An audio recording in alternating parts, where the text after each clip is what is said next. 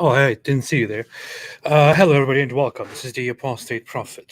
For those who are asking what the song is called, it's the most famous song on the planet. How is everybody doing? I hope everybody is having a fantastic day. Kairon said, Hi, AP, wie geht's? Good, wie geht's dir?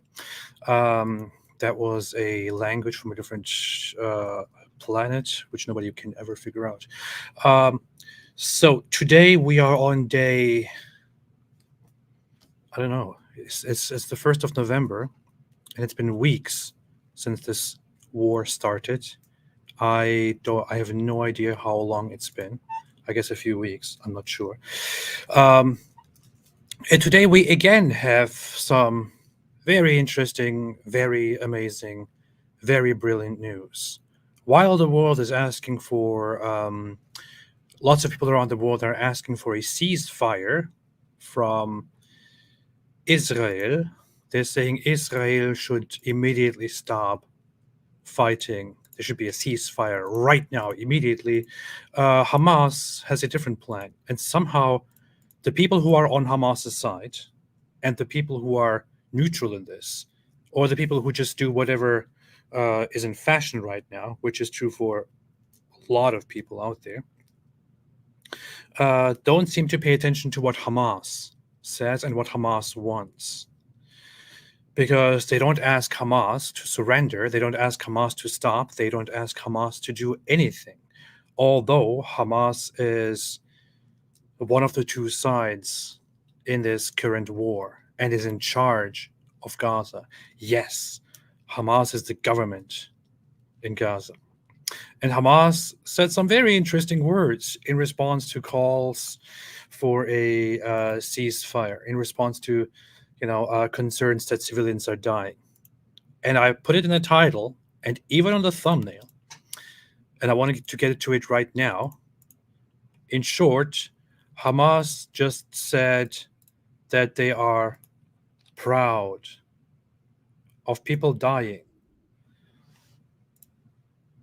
under their own watch. So basically, they said, We're proud of that. yeah, that's basically what they said. Let's look into that right now. This is MEMRI, which is Middle East Media Research Institute. Lots of people probably know about MEMRI. Many people probably know about MEMRI because of memes of dumb things that people say in the Middle East, and that is then translated into English with these captions and screenshots and put on social media in forms of memes. But they provide accurate translations right now of stuff that the world needs to see. Unfortunately, the world doesn't see most of what they put out because the world is focused on whatever they see on, whatever people cry about the most. This does not make as big headlines as it should make. Let's see who said what. Who said what? Welcome to the AP family, Vince P. Yeah, Vince B, not P. Do you like Geert Wilders? Somewhat, yeah. Yes. I mean, I agree with much of the stuff, although, yeah, I don't know. I do. In a limited way. Marina said, do you support the Palestinian people themselves, not Hamas, of course? I don't know. It depends on what you mean by support. Do I support their right to exist? Yes, I do. Do I support I don't know. Palestinians themselves don't know what exactly they're asking for, what exactly they're supporting. It's hard for me to support people who don't exactly make clear what they're supporting, who are conflicted on what they're supporting, and who have some really, really problematic views and goals, such as this here. I brought this up early this morning when somebody asked me about the plight of Palestinians. It's hard for people like me and for other people to just, sympathize and show support for the very people who, in times of peace, when they are not being targeted, have really, really, really bad views about the rest of us, about me. If somebody in times of peace believes in fighting me and killing me, for example, why would I have sympathy for them when they are being targeted and when they are facing the consequences of what their leaders and what they are doing? I know it may sound harsh to somebody who's completely unaffected by any of this, but so here is from the Washington Institute in collaboration with a Palestinian research center that is actually based in the Palestinian territories, that is based in Ramallah. This is from a research. It says Gazan views on Palestinian political organizations and armed groups. I know the text is small to see. I will zoom in when necessary. The dark blue is very positive. The light blue is somewhat positive. The light red is somewhat negative. The dark red is very negative. The orangish thing is don't know or refuse to answer. And this is how Gazans support each group. You can see here that according to this poll, 38 plus 20%, so 58% support Hamas, while 25% say somewhat negative, 15% say very negative. 31% and 33% very and somewhat positive. They think about Fatah, which is the West Bank organization. It gets worse. Hamas are not the only bad ones. PIJ, not PIG, which is the Palestinian Islamic Jihad organization, one of the two hardcore Islamist organizations, one of the few hardcore Islamist organizations. Their support lies at 30% plus 41%, 71%. 71% of Gazans who are asked have a favorable view and support Palestinian Islamic Jihad. Then we have another group, which is the Lion's Den, which is also a very terroristic-ish group, a terroristic group. I mean, there's nothing around that. No way of going around it. They also have a support of 34 plus 40%, so 74%. And finally, the Nasser Salahuddin brigades, which is Islamic, also another Islamic fundamentalist group that commits terrorist attacks. They have a support base of 20% plus 41%, so very positive 20%, somewhat positive 41%, and the minority is negative. These are terrorist organizations, and you see most Gazans supporting them. Now, it's very hard to look at this and to then say, oh, they are uninvolved, they are innocent, they are, they didn't choose on any of this, they are under Israeli control. How is this their fault? It's very hard to say any of this. Next, opinions of Jews. And this is actually a very interesting graph. Egypt, 2% view Jews favorably, 95% unfavorably. Jordan, 3% favorably, 97% unfavorably. Lebanon, 2% favorably, 98% unfavorably. Here in this case, interestingly, even Christians view Jews unfavorably quite often. But although I think this is from like 10 years ago or 15 years ago or something. And Lebanon is quite complicated. Lebanon has had a very long conflict with Israel, and I'm pretty sure this was close to war times. Palestinian territory, 3% favorably, 97% unfavorably. Turkey, 60, 73%. It's funny because in Turkey, I heard nothing but hate for Jews, and apparently Turkey is quite moderate compared to these regions. Indonesia, 10, 74, Pakistan, 5, 78. But what's very interesting about all of this is this part. Israel. Look at Israel. Israel has 88% view Jews favorably, 11% unfavorably. In Israel, when Jews are asked how they view Jews, which is funny, 94% say favorably, 6% said unfavorably. And here's what's very important. In Israel, Arabs, when asked, 56% say they have a favorable opinion of Jews. In Israel, Arabs, 56% have a favorable view of Jews. 35% have an unfavorable view of Jews. Do you see what's happening here? In the Palestinian territories, 97% dislike Jews and only 3% like Jews. But Arabs in Israel mostly have a positive view of Jews. And 35% say they don't like Jews. Doesn't this look like those Arabs who are actually inside Israel, who actually live among the Jewish people, don't really share that whole hate for Jews? They seem to be mostly cool with Jews, and they have no obligations in any of this. They are answering anonymous polls here, right? People who actually live among them, who actually live in Israel, view them favorably, mostly, but not in the Palestinian territories. There it is, 3-97. This speaks volumes, many volumes, many different volumes, many such cases. Moving on, one more graph. I showed this several times before, but here is a question, again, from the Washington Institute and the Palestinian Opinion Research Institute. It says, if Palestinian leadership is able to negotiate a two-state solution with Israel, do you think that this should be the end of the conflict, or that resistance should continue until all of historic Palestine is liberated, meaning Israel is entirely destroyed, annihilated? You can see here the latest response in 2020. This is the West Bank. These are West Bank respondents. In 2020, 62% of respondents in the West Bank say resistance should continue until all of historic Palestine is liberated.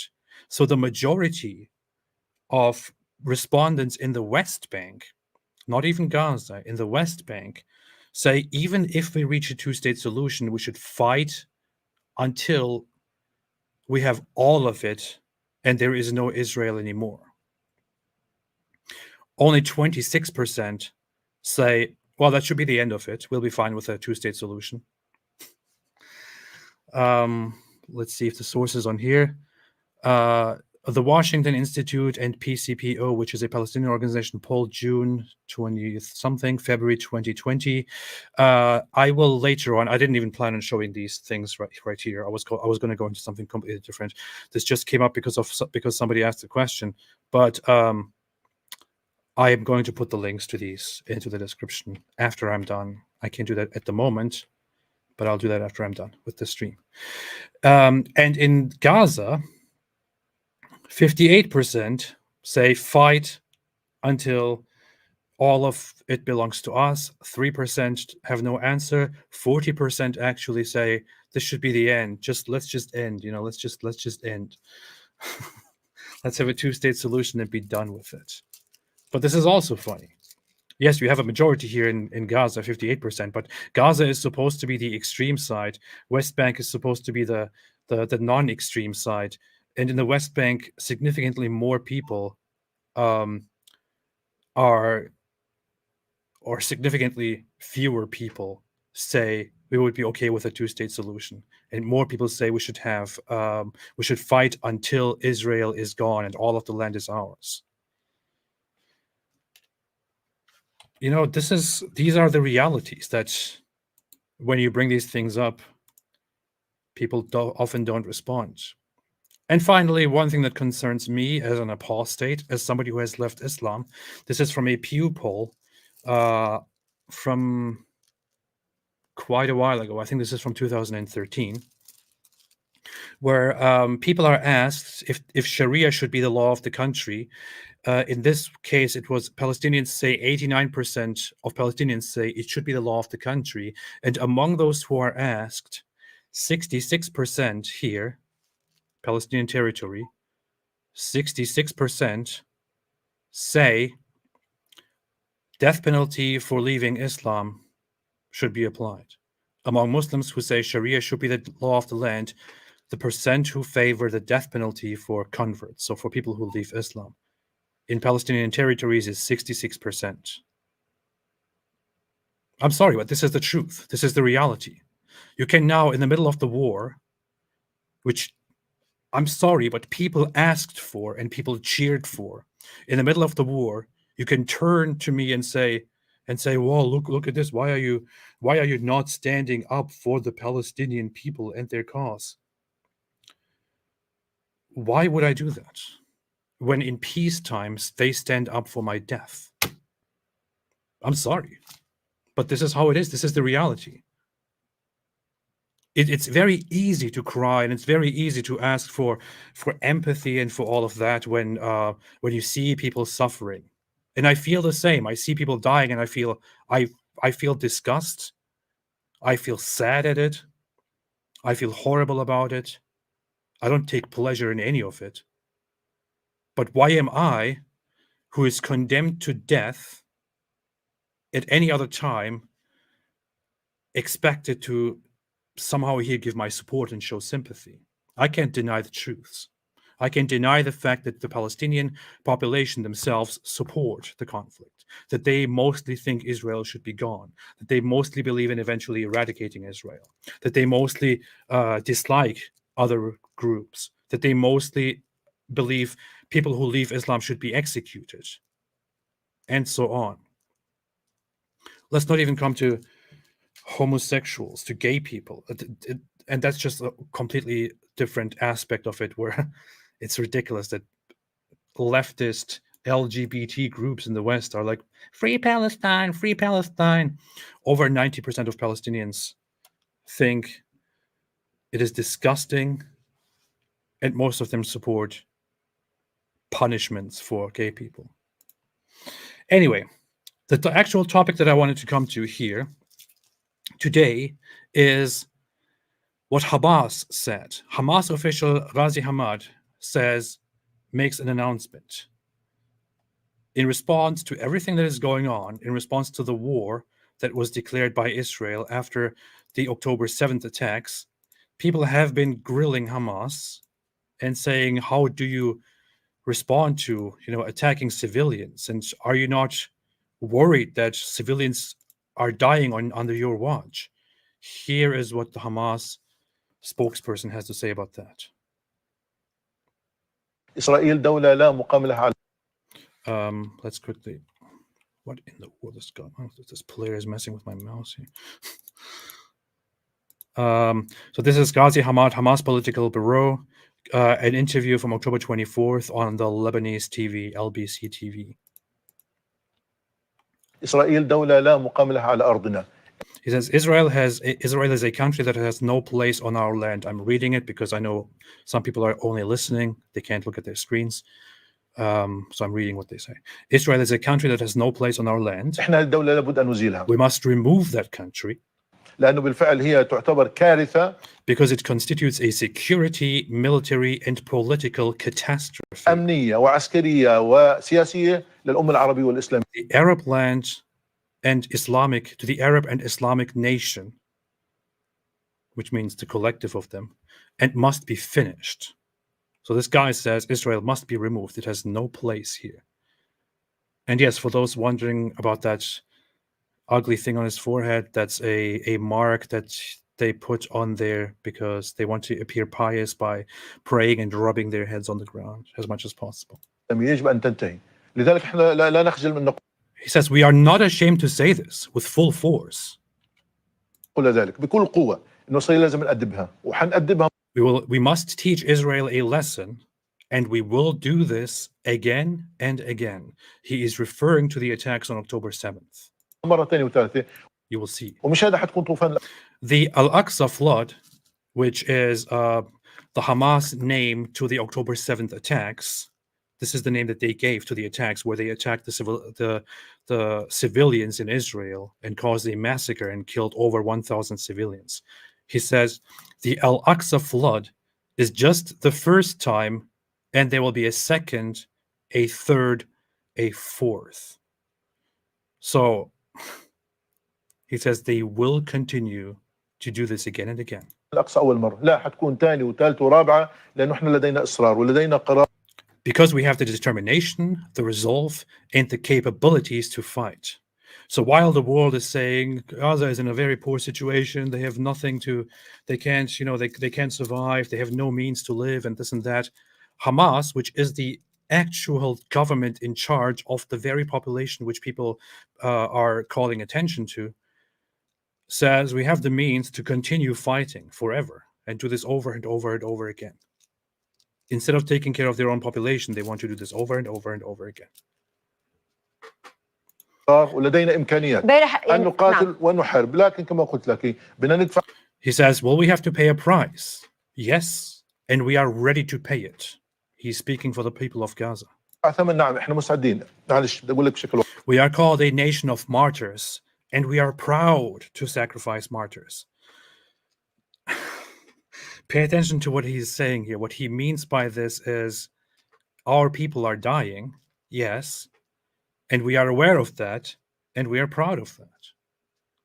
We are a nation of martyrs, and we are proud to sacrifice our martyrs, our own people, our own population, on this path of eradicating Israel, and we will do this over and over again. He says we're proud of that. We're proud of that. تفضل. احنا اسمنا شعب الشهداء ونفخر ان نقدم شهداء. احنا لا نريد ان نمس لا بالمدنيين ولا ان نلحق. He says we did not want to harm civilians. Yeah, sure, bro, sure. الأذى بهم. لكن أوقات لأنه في تعقيدات في But there were complications on the ground. This is by the way a lie. He has to at least mix a lie here into it. He's talking to Lebanese TV, and this is a lie. They actually obtained and displayed written documents and maps on the Hamas terrorists into civilian communities with the aim of going there and causing massacres, of attacking. It was an organized, deliberate attack on civilians. You have teams of actual Hamas fighters that started pouring into the villages and shooting people randomly. ميدان صارت في منطقة موجودة وكان هناك. He says there was a party in the area with population. في احتفال وكان في سكان وفي منطقة واسعة ليست. It was a large area across 40 kilometers. سهل على امتداد تقريبا 40 كيلومتر. So he's making excuses here for killing civilians and talking of complications. One of the places that were directly attacked at first was the rave, the music festival. And that is not in the middle of anything. It is a civilian festival, an event where civilians were partying. And these guys directly attacked the festival, and they killed people there indiscriminately. People who were fleeing from there, people who were partying, they started shooting at them, and so on. We have now around 260 or 270 dead bodies from that rave alone. And this guy is saying there were complications, And then they attacked the kibbutz, several of them. They attacked the communities, the villages. That's not a complication. That's not a fight with the IDF where they accidentally land inside villages and accidentally begin shooting into homes, of which we have videos. And I shared them so many times. Anyway, he says the occupation must come to an end. أن ينتهي وين؟ بقطاع غزة؟ Occupation where? The Gaza Strip, she asks. لا بتكلم عن كل أراضي فلسطين. He says, no, I'm talking about all the Palestinian land. There you have it. He's talking about all the Palestinian land, by which he means, according to their own papers all the time, the entirety of the historic Palestine, as they call it, which would be the current Palestinian territories and Israel, all of it. So the existence of Israel to him is an occupation. فلسطين. كل الأراضي الفلسطينية يعني. She asks, does that mean the annihilation of Israel? زوال إسرائيل؟ طبعا. He says, yes, of course. There you have it. She clearly asks the annihilation of Israel, and he says, yes. وجود إسرائيل غير منطقي. The existence of Israel is illogical, he says. وجود إسرائيل هو اللي بخلق كل هذه الآلام والعذاب. He says the existence of Israel is what causes all that pain, blood, and tears. العذابات والدموع والدماء هي إسرائيل مش إحنا. It is Israel, not us. We are the victims of the occupation. Period. احنا ضحية الاحتلال. نقطة واخر السطر. لذلك ما حدا يلومنا احنا شو اللي And then says, therefore, nobody should blame us for the things we do. بنعمله. في 7 أكتوبر في And here, pay attention to this. He says, nobody should blame us for what we do. It is Israel's fault. And here he says, October 7, October 10, October 1 million. Everything we do is justified. You don't have to think very far to understand what he's saying here. He's saying whether it is the terrorist attacks on October 7, whether it is something on October 10, whether it is October 1 million, by which he's trying to say any day of the year, any time, everything we do is justified. So the attacks on October 7th, where they massacred over 1,000 civilians, kidnapped people, where they burned, raped, and did all of these things, all of it is justified. And he says we will be doing it again and again. This is Hamas. 10 أكتوبر في مليون أكتوبر إحنا اللي بنعمل مبرر. It is justified. مبررة. He even says it in English again for everyone to understand. It is justified. That's it. This is what Hamas has to say. You see it right here. This is not propaganda. This is not Zionist propaganda. This is not anti-Palestine propaganda. This is not any of these things. This is Hamas themselves saying very clearly that they will do this again and again and again, and that everything they do is justified because Israel has no right to exist, and they will continue sacrificing their own population until Israel no longer exists. That's what they say. That's what Hamas tells you directly. And then people go around saying Israel should stop bombing, Israel should do a ceasefire. These guys are basically admitting it to you directly. Even if there's a ceasefire, they will simply use this opportunity to gather their strength and prepare for the next attack. It will go on. It will continue like this forever. The easiest thing you can do right now is to say, no, people are dying. That's very sad. Let's do a ceasefire. Great, thank you. By doing a ceasefire, you are only prolonging the suffering. You're only prolonging the fighting, only prolonging the very thing that you think should end. By asking for a ceasefire, if Israel agreed to a ceasefire today and stopped fighting, stopped responding, they would simply wait for the next opportunity to attack civilians and to attack Israel again, and we would again have the very same things that we are experiencing today. It is myopic, it is short-sighted, it is illogical, it is stupid, simply put, to ask for a ceasefire now. Israel is on a mission, and that mission is to finish Hamas, to end Hamas. And they made it very clear from the beginning to the end. They said, we have no intention of occupying the land. We have no interest in it. We want the population to temporarily go south, and whereafter they can reach their homes again. I'm not sure if they can actually I'm not sure if things will actually work out that way, but that is what they said. That reminds me that there is a document which is being circulated where Israel allegedly declared their plan to ethnically cleanse Gaza, which is not really true. If somebody has a link to that, I think it was on WikiLeaks. I didn't think about that before, but I might get into that as well, because that's not remotely what people think it is. Anyway,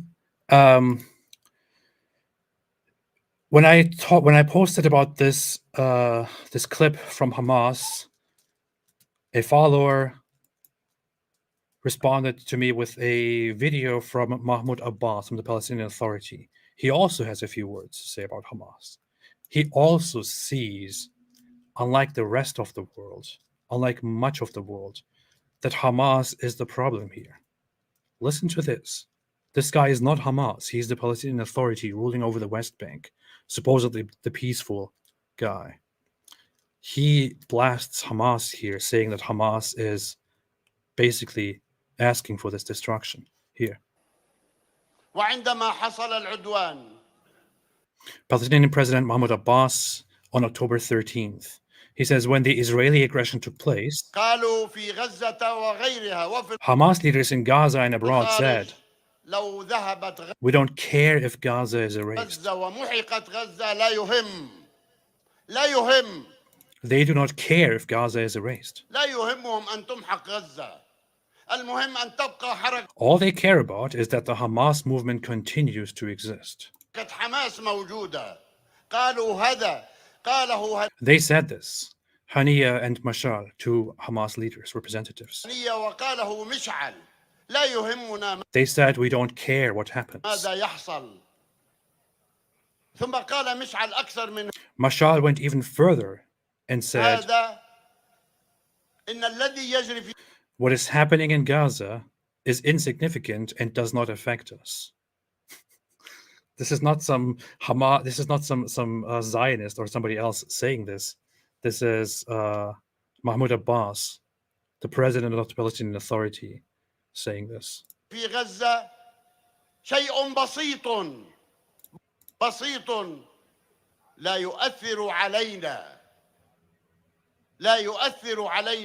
does not affect us. Then they said that the Hamas movement is alive and well.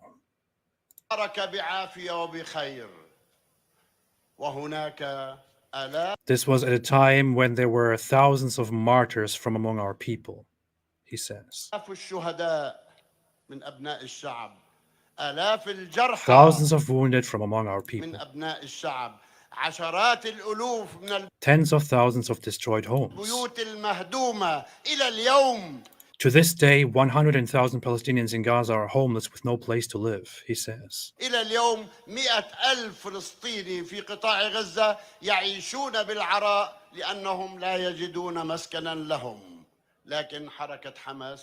the Hamas movement is alive and well.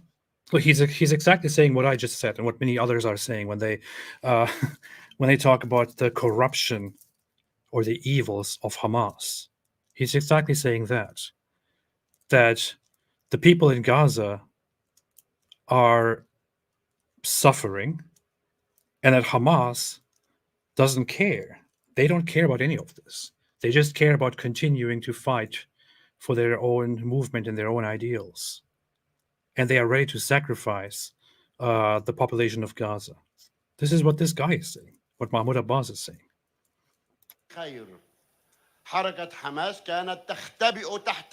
The Hamas movement was hiding under the domes.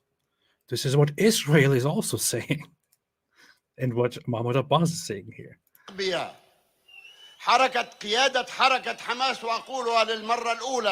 The Hamas leaders, and I say this for the first time, fled to the Sinai desert in ambulances.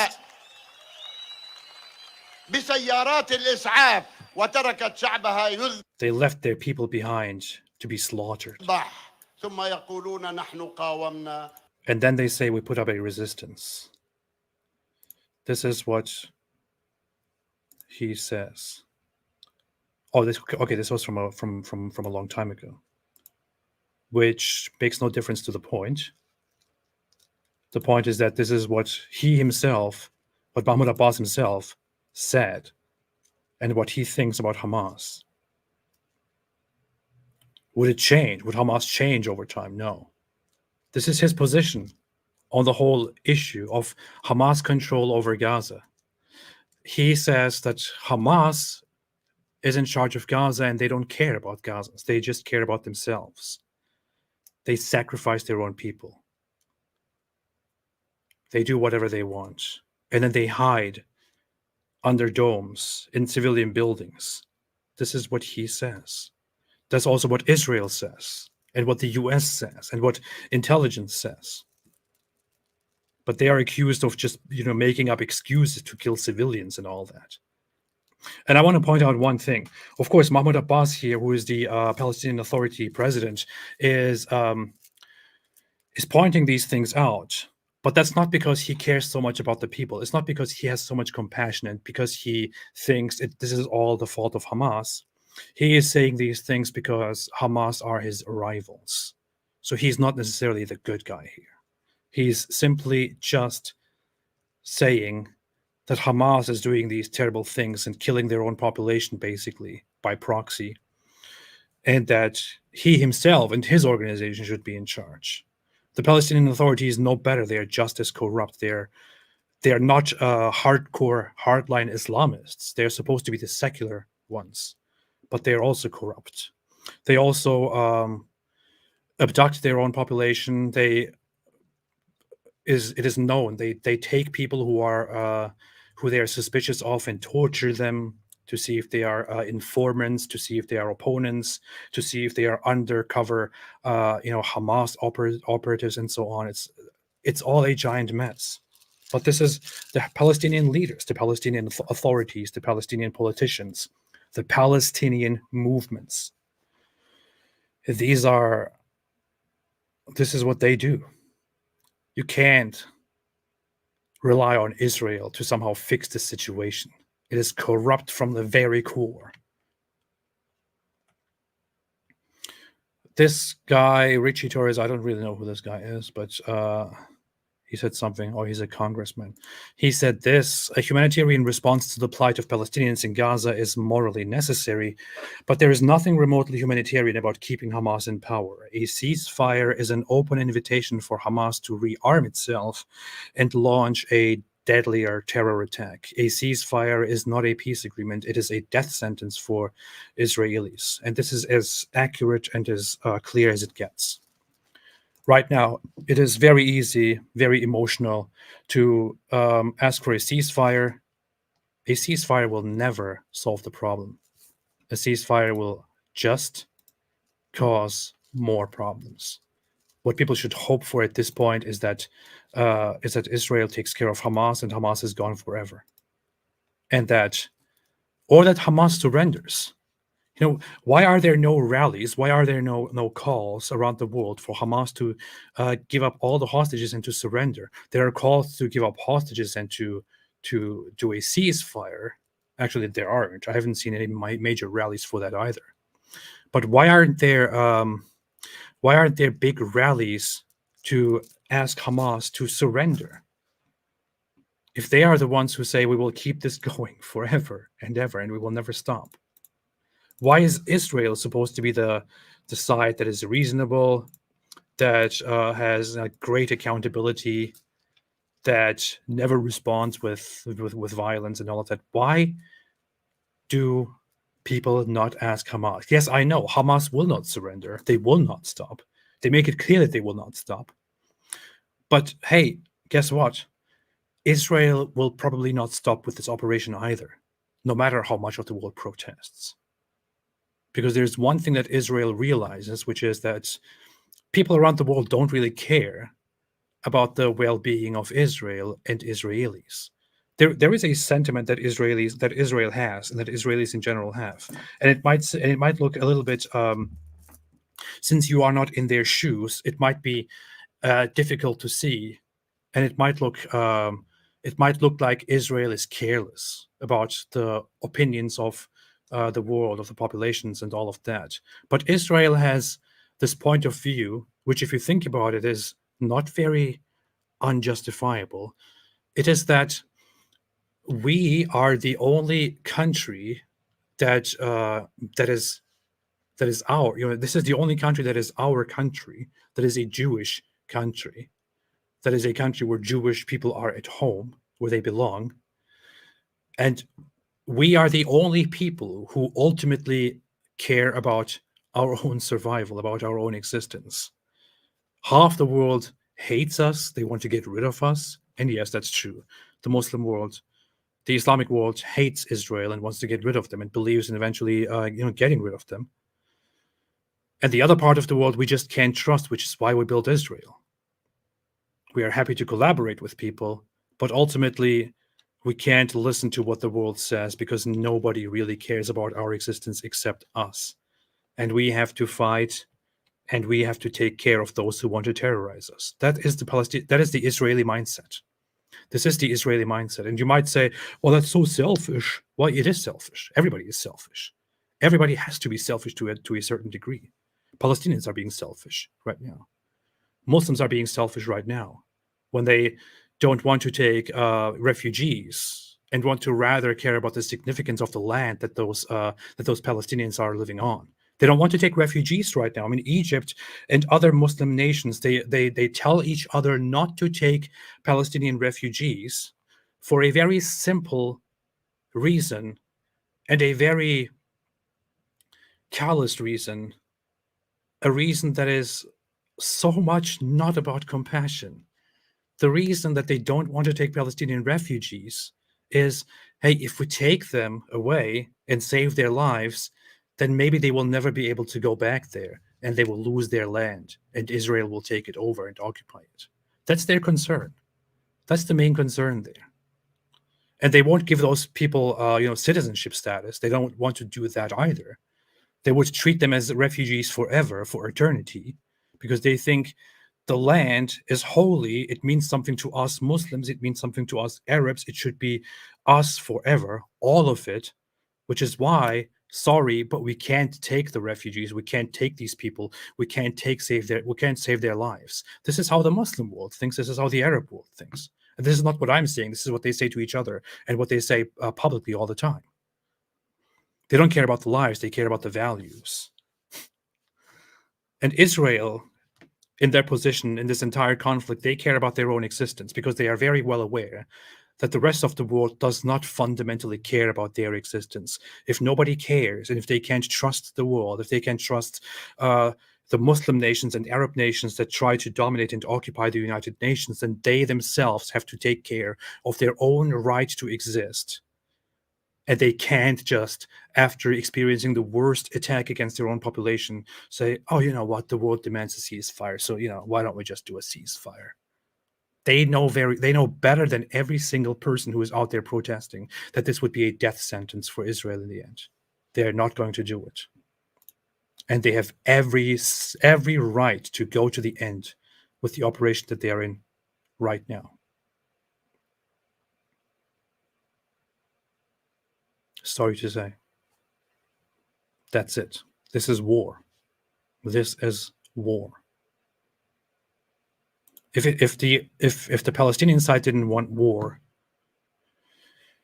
this wouldn't happen. If Hamas didn't want war, this wouldn't happen.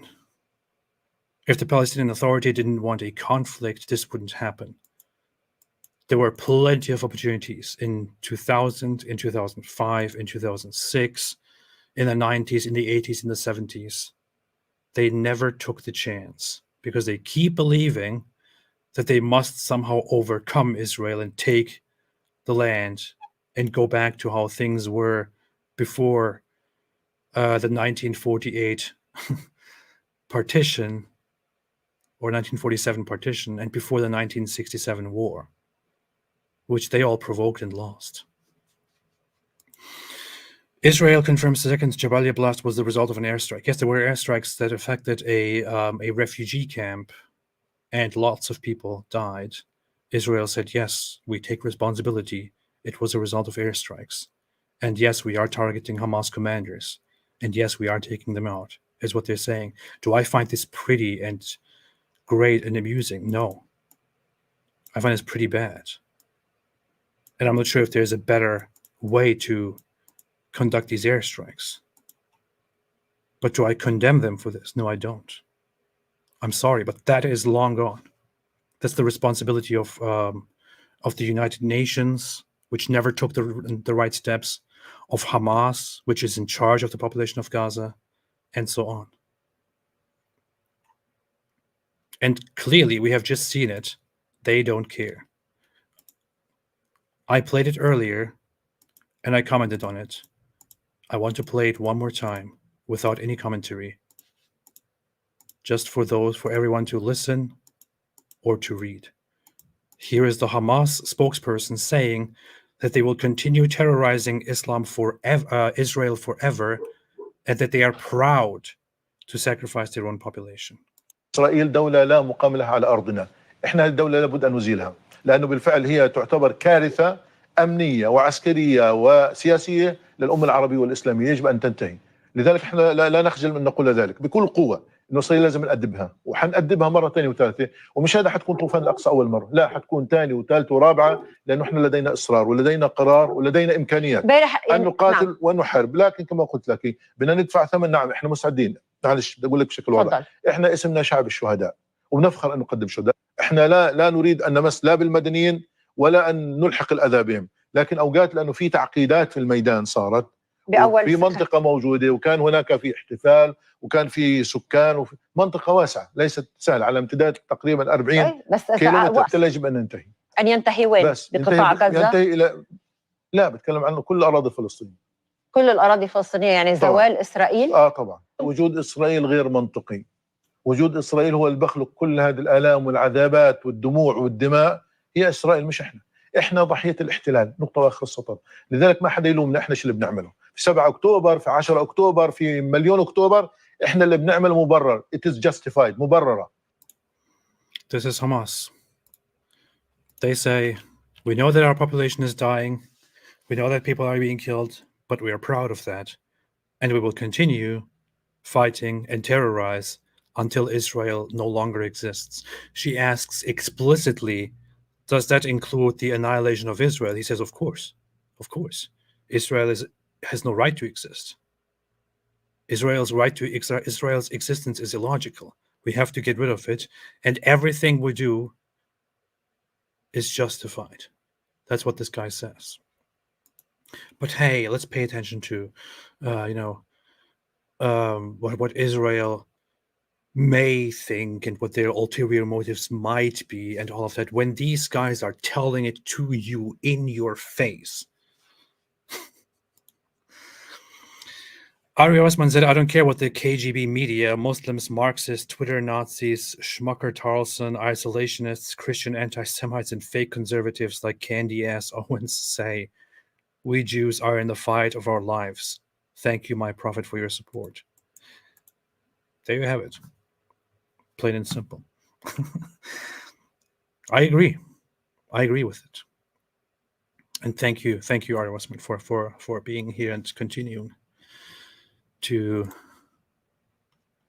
amplify the voices. I agree with it. The world doesn't care, and you see this again and again. The world doesn't care, and the last few weeks, the protests around the world, the attacks on Jews around the world, and the indifference of so many people to these attacks, the leftists in the world siding with Muslims, and even now right-wing conspiracy theorists siding with Muslims and saying Israel shouldn't exist, it should have no right to exist. It just proves over and over again why the entire Zionist idea of Theodor Herzl of creating a state where they can exist without fearing persecution, without fearing pogroms, without fearing genocides again and again, is absolutely necessary. It is necessary because if they don't have a state where they can freely live, there will be again and again the danger of being removed. Like so many times in Europe, so many times in the Muslim world, like in Nazi Germany, and so on. And if you don't agree with it, then don't expect Israel to care about your opinion. Seriously. Cascadia made a super sticker which says thank you, Cascadia. I appreciate it very, very much. Thank you. Nathaniel Robinson said, have you seen UC Regent J. Sear's response to ethnic studies professor who insisted Hamas should not be called terrorist? I did not see that at all. What is that? UC Regent J. Sears.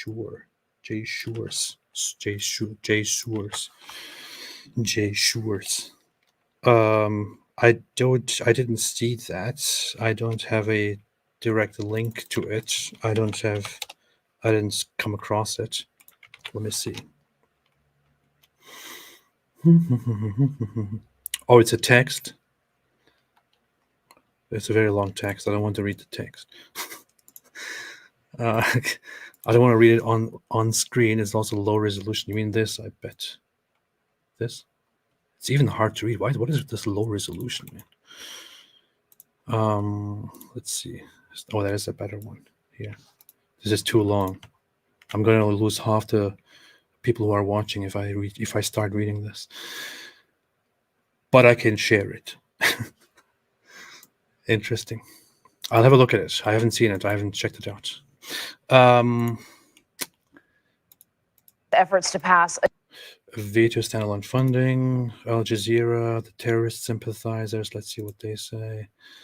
The terrorist sympathizers say Reds. People are dying. We know war has a heavy price. We know. With all of them. Look at this. Look at this.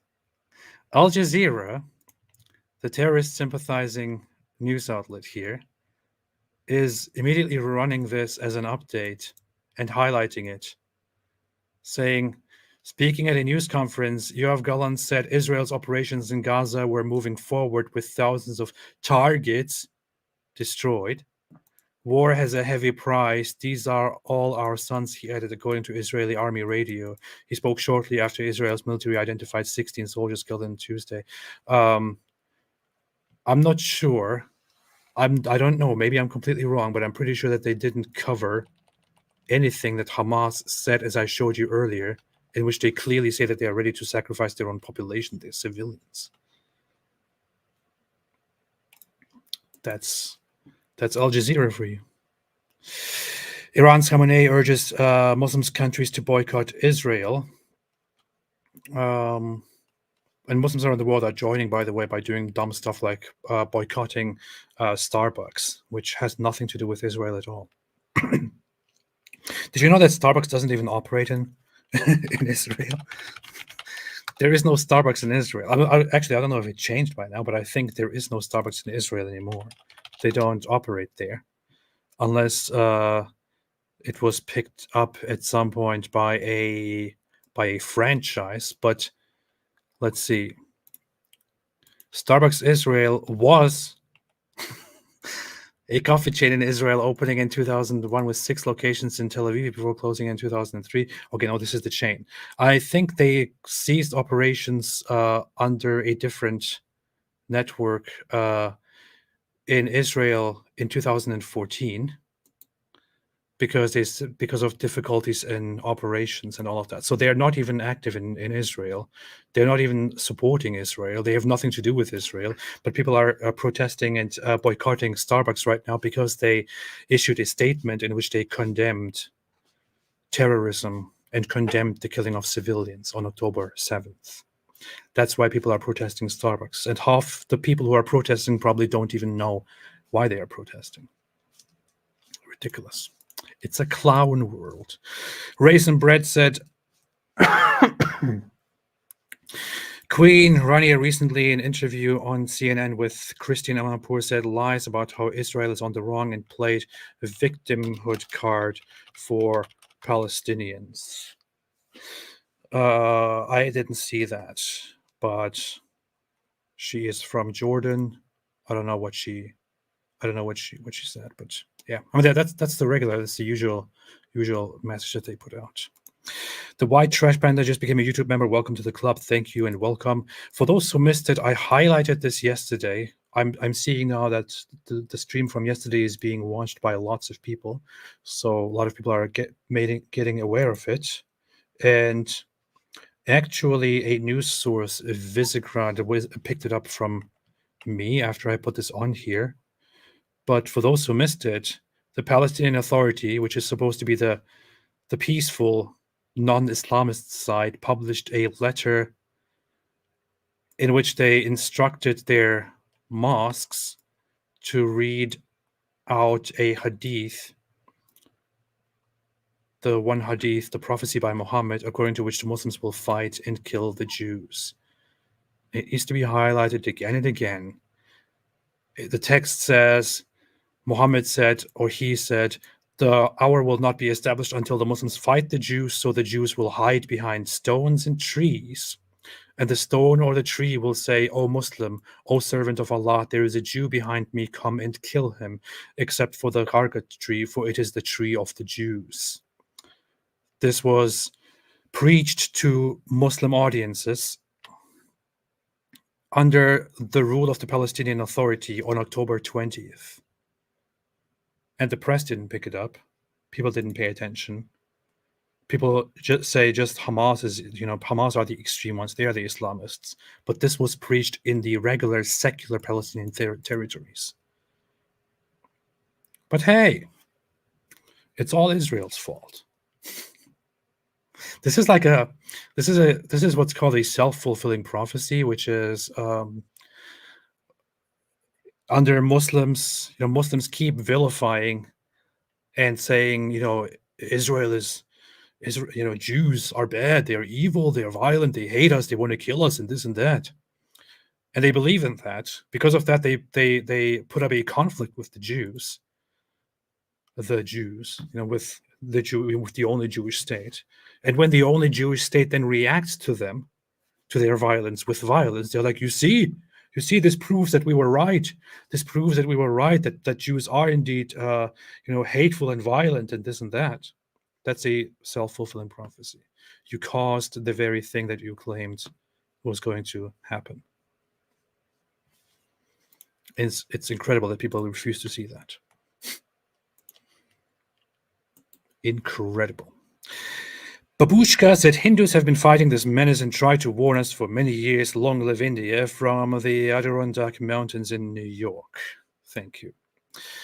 Joanne B said, sharing love and support. Thank you, Joanne. Like you said yesterday, it's frightening and shocking how people are reacting to this.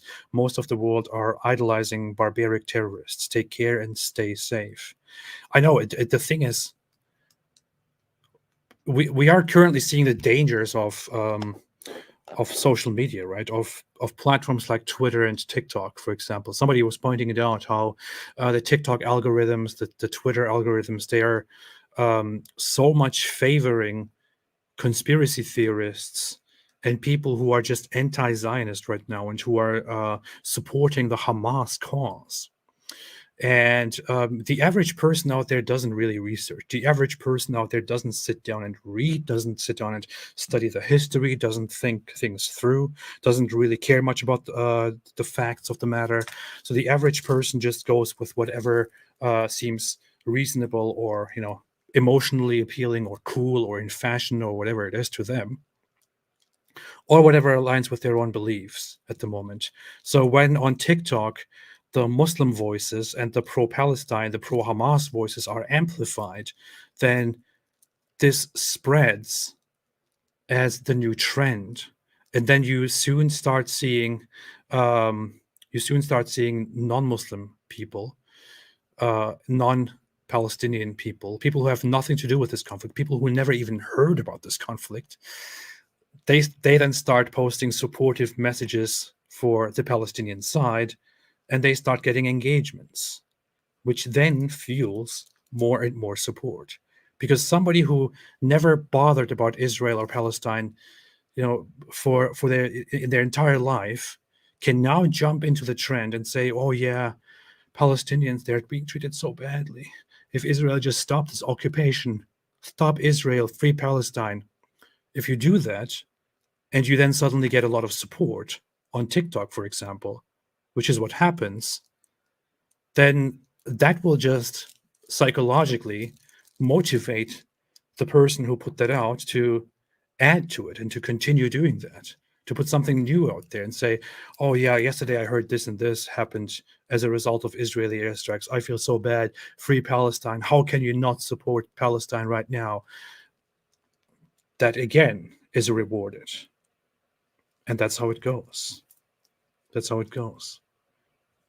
If people get the sympathy and the reward for saying these things that they'd never even thought about, then they will continue doing that.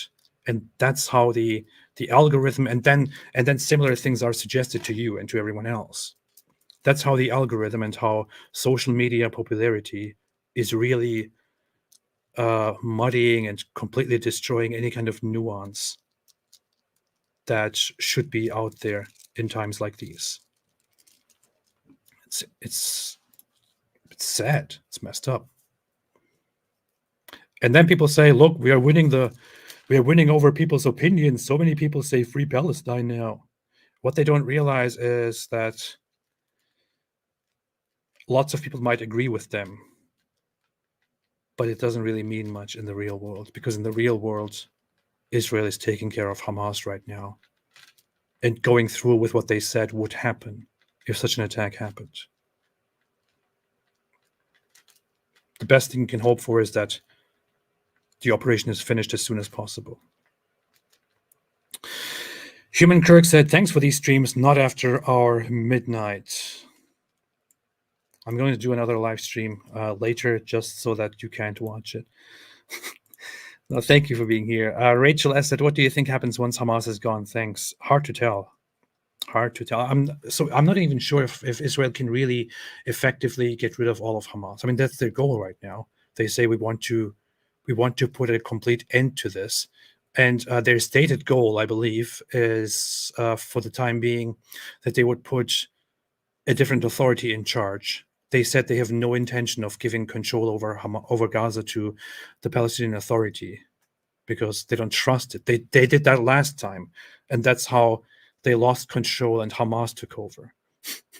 So they want to put a different authority, a different governing body in place of Hamas, and see where it goes from there. I don't know. It's very hard to tell what's going to happen.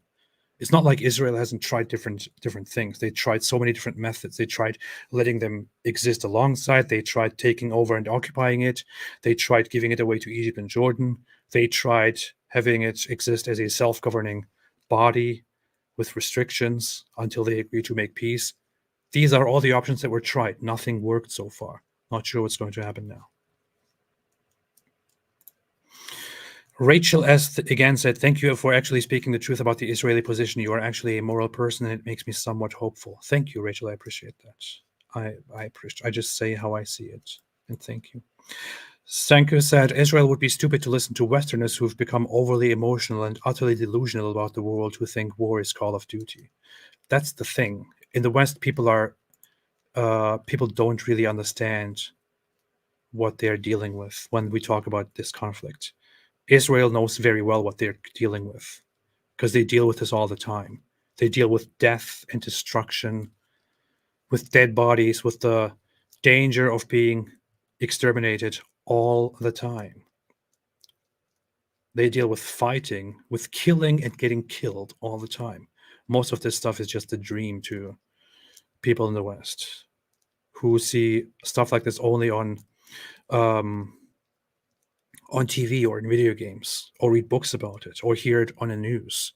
In the West, people are so separated from the realities of death. I mean, even slaughter of animals is like done in places where you don't see it, where you're not exposed to it. In other parts of the world, it's not quite like that. In other parts of the world, people are directly exposed to blood, to violence, to all of these things. They understand the realities of the world. They understand further how to actually deal with it and the consequences of just saying, oh, let's just make peace, let's just do ceasefire. It does not work. Ari Wasserman said, the propaganda is so ingrained in the West that even good pro-Israel conservative outlets have been unthinkingly normalizing the word Palestine, which is as real as Andrew Tate's grasp of decency, morality, and monogamy. True. There is a nuance about the whole Palestine term, which is, so to be very fair about it, the very first, the people who founded Israel, and the people who are respected as the founders of Israel, Ben-Gurion and the others, they did talk about the name Palestine when they were founding the Israeli state. And they were debating what they should name this new Jewish state. I actually have an excerpt of that document that I posted on Twitter some time ago, which I could use to talk about this with more precision. Give me 1 second. So they were talking about, they were discussing what they should name their new Jewish state. People keep saying, why are you stuttering? Why stuttering? What they should name their new Jewish state. And some of the options were Israel, Zion, Judea. And there was also actually the option of naming it Palestine. And they did acknowledge that there could be an Arab state, which could be named Palestine, but that does not mean that they acknowledge that Palestine is an Arab thing. What they meant by that is they could use the name of the region that they live in. So here is this is from an article which goes through some of the documents which were obtained from the founding times of Israel. It says when they're thinking about what they should name it, the document mentions three options: Palestine or Philistine, Zion or Sayun, and Israel or Israel. Israel in Arabic. The three officials, who included Beker Shalom Shetrit, later a prominent cabinet minister, were working under two assumptions: that an Arab state was about to be established alongside the Jewish one. Look, this is a very big contrast. If you want to analyze this whole thing from a moral point of view, there is a very big contrast here. The guys who are discussing the founding of their own state and the naming of it, the Zionists who are setting up their Israeli state in 1948, they are actively concerned with the fact that the Arabs will also want to establish their own state alongside them, and they are acknowledging this, and they are taking that into consideration, right? Meanwhile, the Arab side had no tolerance at all for the idea that a Jewish state would be established. That was an impossibility for them. They wanted to prevent that at all costs, which is why they declared a war on Israel with the intention of destroying it as soon as it was announced. There is the difference here. That an Arab state was about to be established alongside the Jewish one, in keeping with the UN's partition resolution the year before, and that the Jewish state would include a large Arab minority whose feelings needed to be taken into account. They rejected the name Palestine, they wrote, because they thought that would be the name of the new Arab state. So they thought that would be the name of a new Arab state. So maybe the Arabs would form their own state and they would name it after what the British call this region and what they have been calling this region. Because the Arab people weren't calling themselves Palestinians before any of this. They started using the term Palestine only when the British mandate came in and called it Palestine and ruled it as Palestine. They started adopting that as a name for this region. And the Zionists thought it is possible that the Arabs will call it Palestine, Philistine, because that's what they have been doing in the other places under British control. They gave the lands the names under which they were historically known, or under which they were known to some people, like the Western people. It is likely that the Arab state that will be established in the land of Israel will also be called Palestine in the future, which could cause confusion, the officials wrote.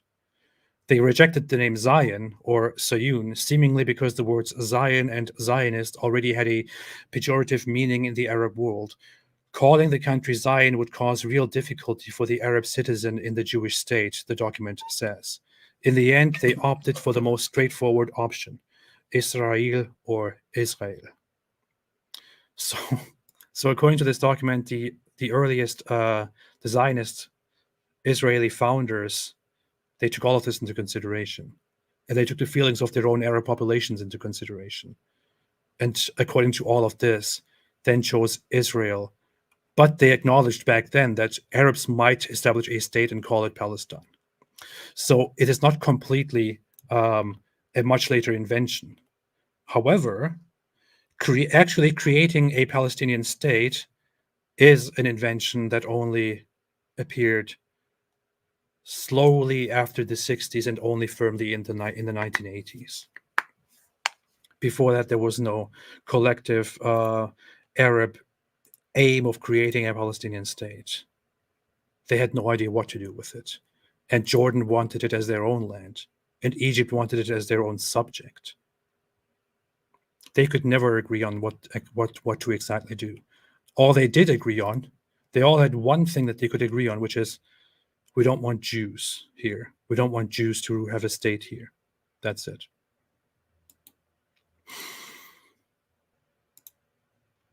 Realities that we need to talk about and that nobody is talking about. realities. Yeah. Okay, where was I? Oh yeah.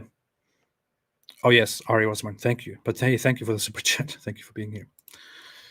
That's how I get carried away, diving into learning about stuff, and I love it. The Wolfie said, "Are you going to review the Jordan Peterson Piers Morgan interview about Israel? The comments on that video are insane." I saw that they did that. Let's see, how long is that? How long is it? Jordan Peterson and Piers Morgan. Let us see how long it is. Let us see what it is. An hour? Why does he talk to everybody for like 10, 20 minutes, and then he talks to Jordan Peterson for 1 hour? I might review that at some other point.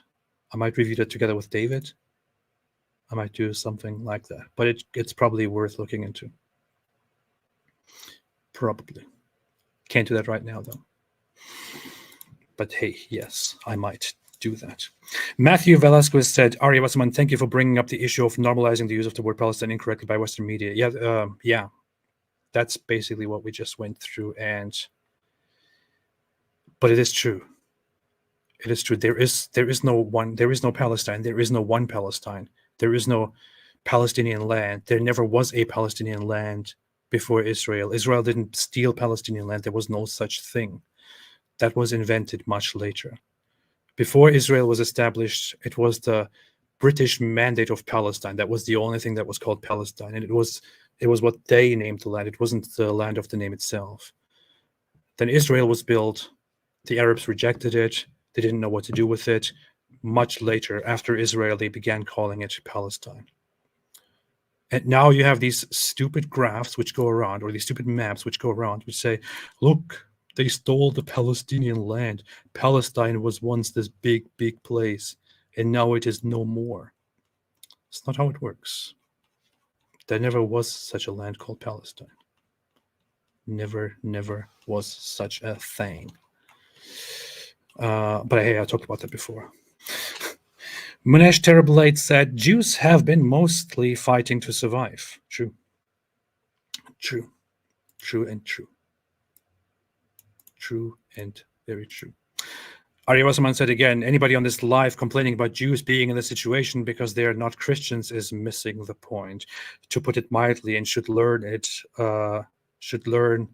little Christian courtesy. Christine Live, hey, thank you so much. I appreciate this. Appreciate it. Said, my husband and I watched your video on the origin of the Israel-Palestine conflict. It was outstanding. I'm a huge supporter of your work. Takes a lot of courage to go up against these maniacs. I know you're still in the process of finding God. I believe he will find you. Thank you so much. I really appreciate that. And thank you so much for your support and your help with the channel. I really, truly do appreciate that. And I hope we can spread more truth and inform people. But yeah, I actually made a whole video about the whole history of the conflict that I made a long time ago. Let's see, when was that? It's a long time ago. Here it is. When did I do that? December 2018. Whoa, that was 5 years ago. 5 years ago, I made a long video.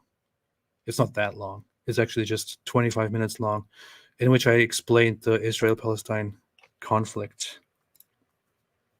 The thing is, when I go back nowadays and review this, there is so much that I feel like I could have added, that I should have said, so much that I thought about later on.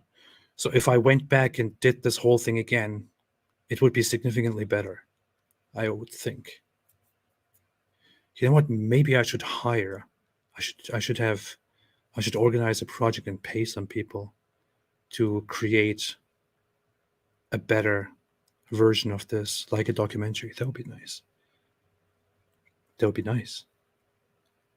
Should I do that? If I want to do that, I need some help for that. I need the funds. I need stuff like that. That's a good idea. That's a good idea. I'll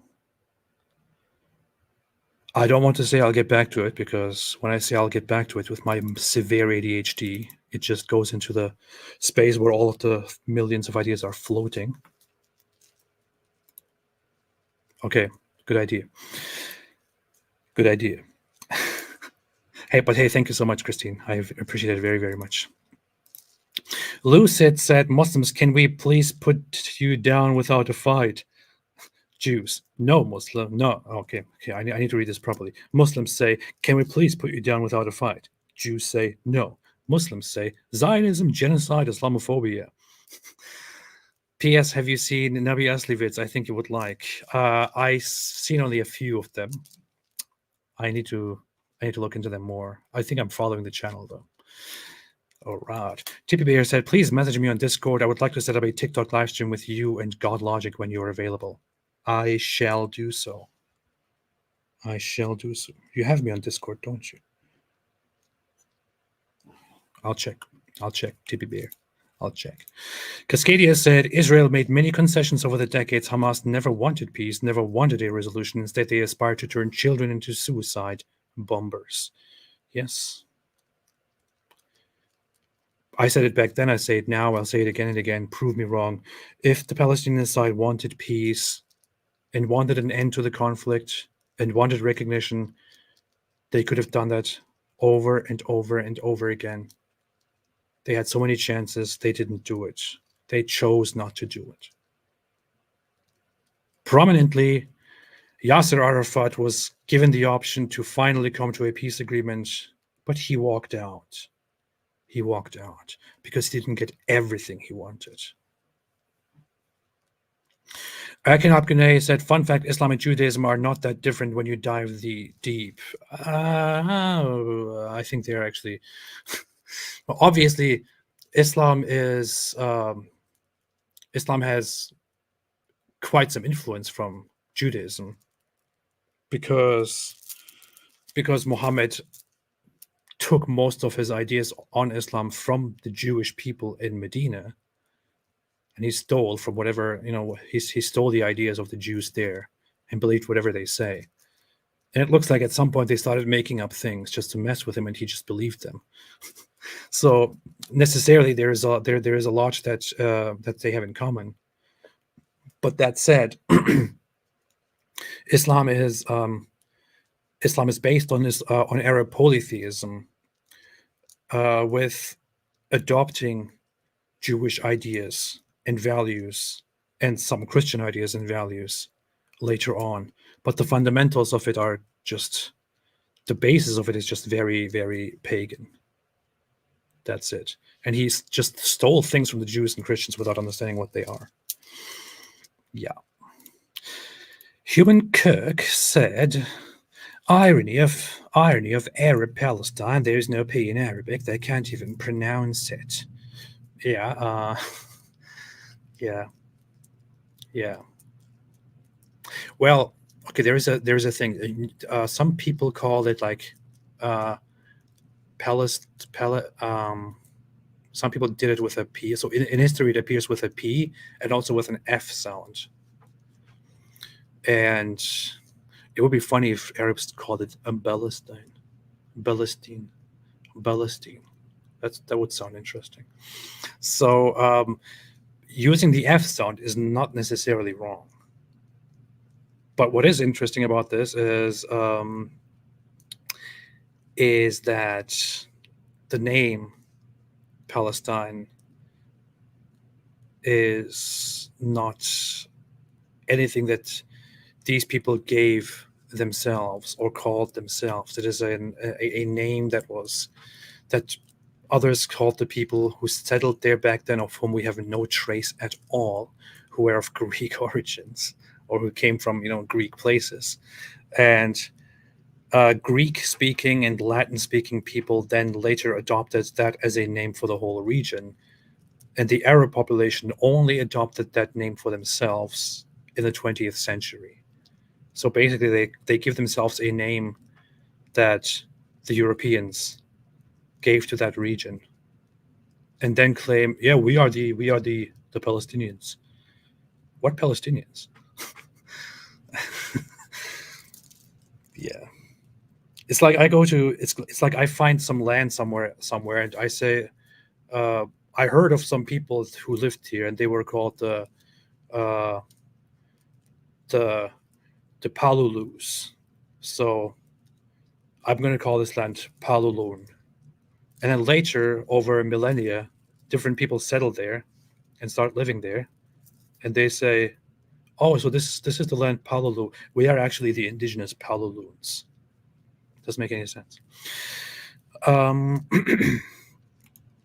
Lucid said, "Can Islam be rightly described as Arab supremacism?" I did make a video a long time ago where I basically said that Islam is kind of like it is Arab supremacy. Yeah, it is like Arab colonialism in a way, which is why there's so much Arab influence on whatever you need to do and whatever you do. A Happy Amigo said, "Hey, thank you so much to you too for the contribution and the help with the channel. Thank you so much. I really, truly appreciate that. And I will never forget this. And I will thank you for this for eternity." Said, "You're an essential voice to educate Muslims so that we can one day live in harmony with them. Right now, they seem to think it's some kind of sports game with Palestine as their mascot." That reminds me of what I just said a while ago about how Muslims react to a conflict when it happens in the region.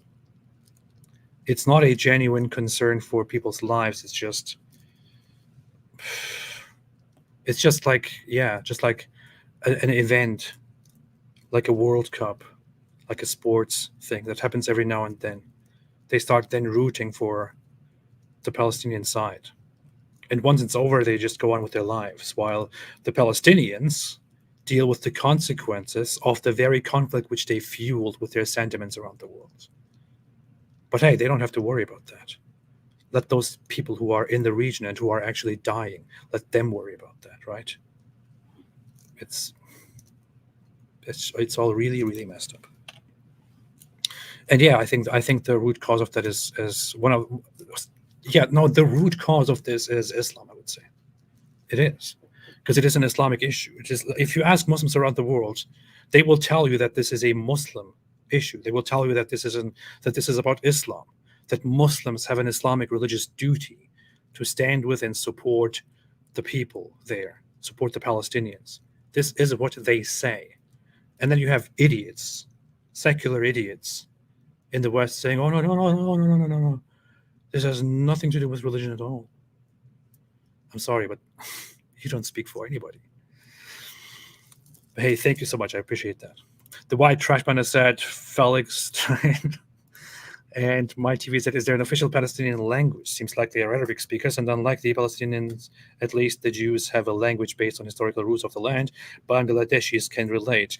Yeah, there is no such thing as a Palestinian language. So the Palestinian people, as said, they were a seafaring people that came from the western parts. They were of Greek origins, came from Greek lands, as it is thought, and settled in the region, which is nowadays Gaza, that small place, which is why at some point people started referring to that place as Philistine or whatever it is. And then Herodotus, he referred to a greater place as Philistine. And then later the Romans are the ones who basically built the foundation of calling the whole thing Palestine. And that's where it came from. It's not, there is no such population. Those people that were referred to by that name, they're long gone. They mixed into, were assimilated, or were, like destroyed with like other populations. Yeah, long story. We can go into this forever and ever and ever. But yeah, they are basically very much Arabs, which Hamas themselves would admit if you asked them. And they did. Like I said, Wikipedia's famous Palestinians list is 80% Jews. Yeah. All right, I'm going to go. Don't want to make this too long. But hey, I'm always happy to be here and always happy to have live streams and to go through things once again. One more time for all those who missed it, I showed the video earlier, but here's a summary. the Hamas spokesperson who has a face that just looks like it would be the face of evil if there was such a thing. He says on October 7th, October 10th, October 1 million, everything we do is justified. We are called a nation of martyrs. We are proud to sacrifice martyrs. So he says we are proud to kill our own people, to have our own people killed for our fighting. We're proud of that. And we are proud to sacrifice martyrs. The existence of Israel is what causes all the pain, blood, and tears. We must remove that country. This is a very short summary of what this guy said, which I showed earlier in the stream. Watch it, see what Hamas actually says, see how they view the suffering and the dead people in their own, under their own control. They don't care about the lives. They care about conflict. They want to fuel conflict. They want to continue fueling conflict. And the conflict will not stop if Israel agrees to a ceasefire. Hamas will only come back and attack again, and it will go on again. Israel has to finish the task and end Hamas once and for all, and I hope they will do that. Bad Boy said, AB, do you think this guy will survive? I hope not. I don't know. Can I say that? I think I can. This guy's a terrorist. I hope he doesn't survive. I hope he doesn't make it out of there. Because this guy is saying that he's ready to sacrifice thousands, millions, and he is okay with killing the Zionists. And the Zionists, that Israel has no right to exist. And everything is justified. So no, I hope this guy doesn't survive. I hope they get rid of this guy and all those leaders and spokespeople who are like this guy. Like, why is he here? Why is he in Lebanon speaking when his own people are down there in tunnels like rats? Or otherwise, the civilian population is being sacrificed by Hamas. All right. I'll be gone. Everybody, have a fantastic day. I don't buy your Ella. Yeah. And as always, I just have to use that. It's like I put money into it for a reason. Have a fantastic day. And as always, Rachel said, did you see the uncensored interview with Israel president on BBC? Actually censored it. I didn't see it. I'll have to check it out. Thanks, everyone. Have a fantastic day. And as always, as my friend likes to say, stay away from Islam.